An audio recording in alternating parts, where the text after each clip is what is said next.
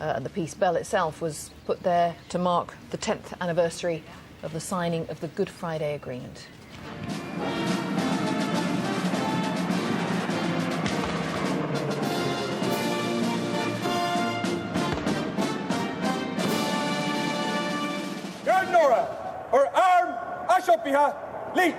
We will now see the wreath bearer offering the Queen the laurel wreath that she will lay here in the Garden of Remembrance.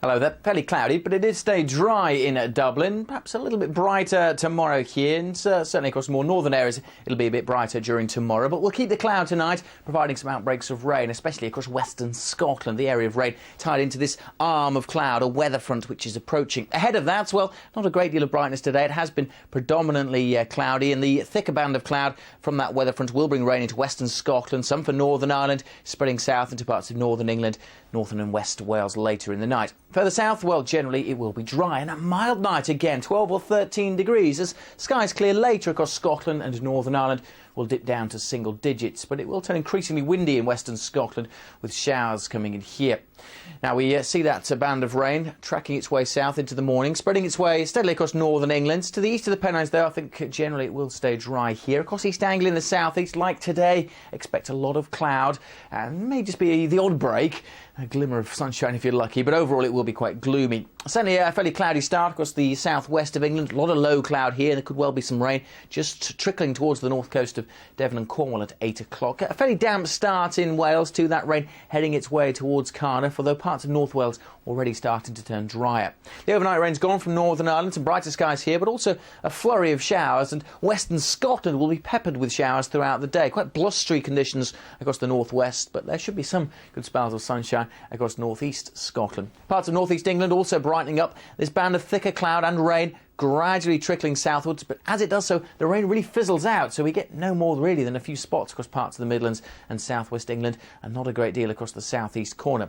Brightening up behind, temperatures 13 to 16 degrees, nothing too special. We may reach 20 degrees Celsius before that thicker cloud arrives across the southeast. That is tied in with that weather front, which will bring a few spots of rain across the southeast, but nothing much more than that as it pulls away slowly during the early hours of Thursday morning. Behind it, clear skies, promising a sunny start to Thursday, so some fine conditions. There will be a few showers, chiefly a western part of Scotland, but many places looking dry and fine on Thursday, and for many, temperatures could just be a little bit higher because there may well be a little bit more in the way of sunshine. Now, we keep the theme going into Friday with Scotland and Northern Ireland bearing the cloud and the outbreaks of rain. Much of England and Wales staying dry, and the rest of the sunshine probably across East Anglia and the southeast, where, truth be told, we could really do with a little bit of rain. There is more weather details, as always, available online, but that's all from me for now.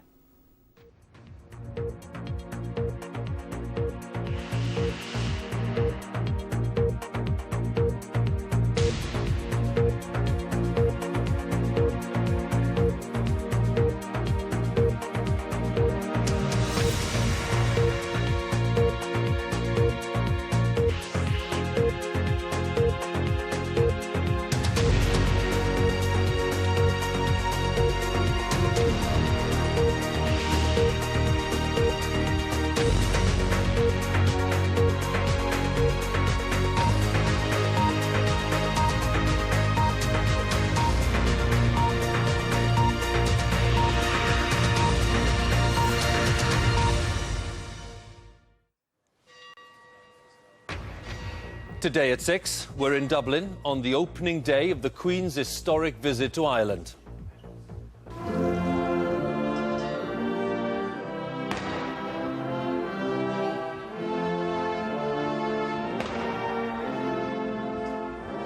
An official welcome for the first British monarch to visit the Republic since its creation almost 90 years ago.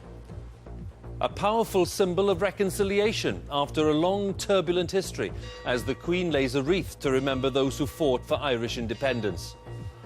On the streets of Dublin, there are some who resent the Queen's presence, but most Irish people seem to welcome the royal visit. This is a day we're making history and it's nice to be part of it. The Queen is welcome, heads of state are welcome. Everybody is welcome. Also tonight, inflation jumps to its highest level for 2.5 years. Higher transport fares push up the cost of living. Inflation hits 4.5%, squeezing the family budget.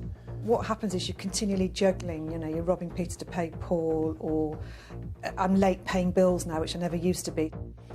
Millie Dowler's mother collapses in court as she describes how her daughter's death took her to the brink of insanity. One man and his dog, pictures of a remarkable helicopter rescue after they fell 200 feet off a cliff.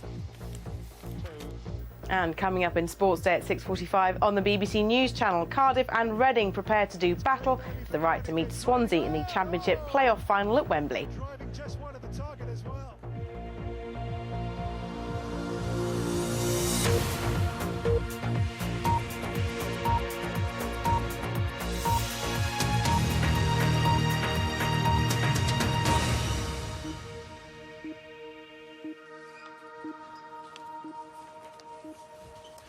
A very good evening from Dublin Castle on the first day of the Queen's visit to Ireland. Indeed, it's the first ever visit by a British monarch to the Irish Republic, a fact which underlines the turbulent relationship between the two states over so many years. The moment of greatest symbolic power came this afternoon when the Queen laid a wreath at the Garden of Remembrance in Parnell Square, the place where those who fought for Irish independence are honoured. The Queen arrived at around midday among the tightest security possible after a bomb was discovered overnight on a bus bound for Dublin. Well, first this evening, our royal correspondent Nicholas Witchell reports on the events of this historic visit so far. It is just an hour's flying time from London, and yet this particular flight has taken decades to get here. In the 60th year of her reign, and wearing a coat of emerald green, Queen Elizabeth of Britain was finally able to step onto the soil of Britain's nearest neighbour, Ireland. It looked as so many other state visits have looked, with the honour guard and the dignitaries. Yet here was a moment of history. A visit which signifies the end to centuries of enmity and suspicion, and which, it is hoped, introduces something new and better. The Queen was brought into a Dublin in which much of the city centre was in a state of lockdown. Security concerns had prompted the authorities to discourage spectators. A pipe bomb had been found and defused overnight outside Dublin. In Phoenix Park stands the building which was once the home of the British viceroys who governed Ireland in the name of the Queen's ancestors. It is now the residence of Ireland.